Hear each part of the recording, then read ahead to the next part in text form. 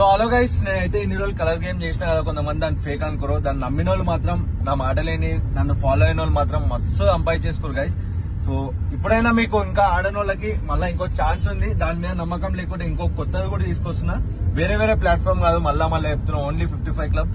ఎందుకంటే మనం సంపాదించేది, మనం నమ్మేది దీన్నే. ఎందుకంటే ఇదే మనకు ఫుల్ పైసలు ఇస్తుంది.